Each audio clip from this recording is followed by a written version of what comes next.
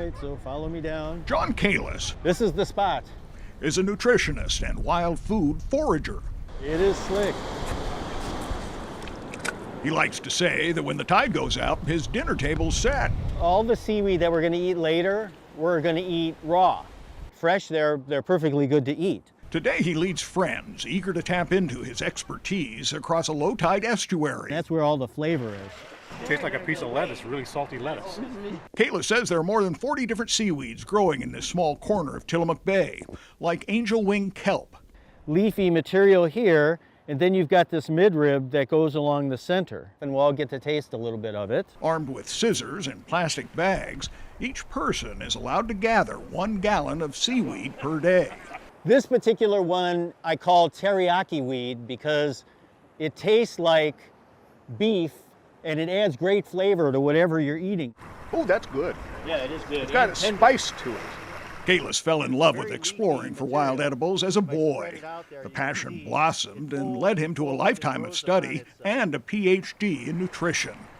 He knows more than seaweeds, all things edible, like butter clams. Try and find a bunch of holes that are all lined up and you make a trench right next to them. You can grab like 5 or 6 clams with one trench.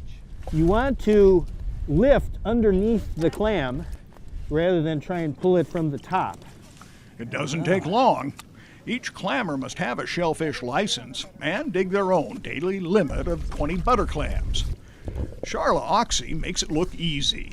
I got 3 since you were gone. Wow, You that's a get nice it- one. You get them really easy. Yeah. That's for sure.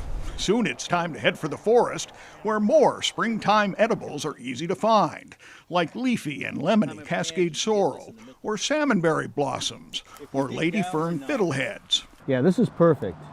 About 4 inches long or so. That's as good as it gets right there.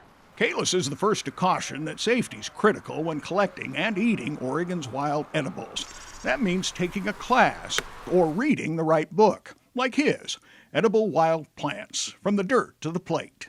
The more that people realize that food just doesn't come from the supermarket, they'll be more protective of other land. We'll just be better off altogether. In the Oregon Coast Range with photographer Jeff Kastner, Grant McComey, KGW.